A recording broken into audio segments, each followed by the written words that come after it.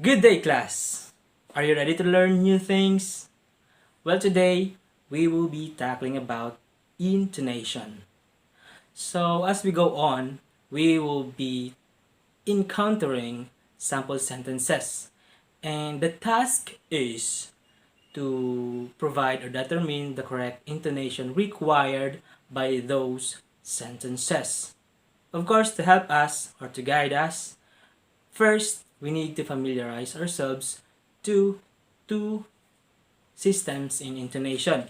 So the first is by numbers, and the second one is by lines. So today we will be utilizing by lines. In by lines, it starts with level 1, which signifies low pitch. Level 2 signifies normal pitch. Level 3 signifies high pitch. And of course, level 4 signifies very high pitch.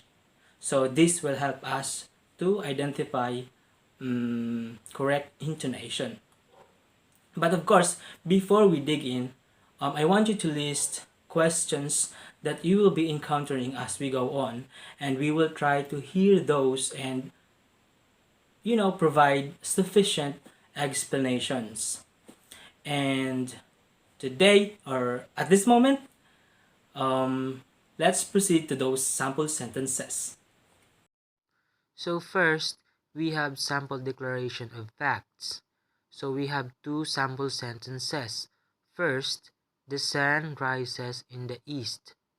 So since this is a declarative sentence, it is just stating fact, which falls under rising falling intonation pattern 2 3 1, and we place level 3 on the higher pitch or the term which is stressed.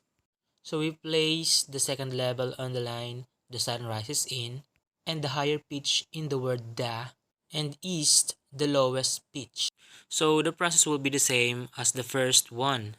So we place level 2 in I, and the stress one is love.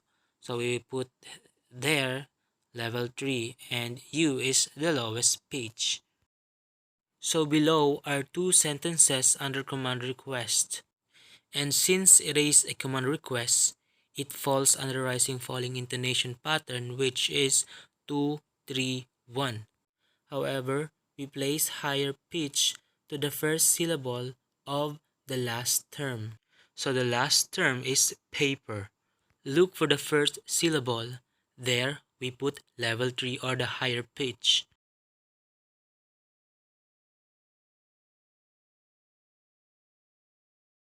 So the process will be the same.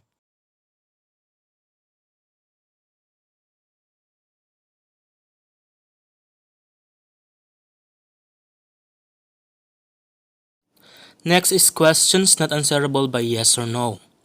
Sentences that ask questions not answerable by yes or no also falls under 2-3-1 intonation pattern. For instance, what is the topic about? So since it is a question, it rises at the end. So now, the last term is stressed and the first syllable plays the higher pitch. And the process will just be the same. The previous examples provided us with disyllabic stress terms, and at this point, we will be encountering monosyllabic stress terms, and that is quite different. So, at this point, we will be using sliding lines to show the shifting of voice from high to low intonation. For instance, where are they? They is the last term and it is stressed, so it requires high pitch. And as we approach the end part, we need to lower our voice. That is represented by a sliding line. Same with the second sentence. Mika likes it here.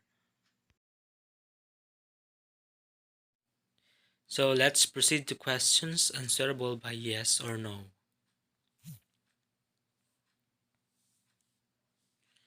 So it falls into rising intonation pattern 2-3-3 and starts with verb. For instance, do you think they are handling the pandemic well? So here, think is the verb. So there starts the rising intonation. And do you holds the normal pitch. So the process will just be the same on the second sample. Next is questions that ask for specific details. So who will write the script for you? So if the stress is put on who, then the person asking may refer to the person who will write the script. However, if the script is stressed, then the person asking may refer to an object to be made for someone. Next, how did he hold up the new trunk?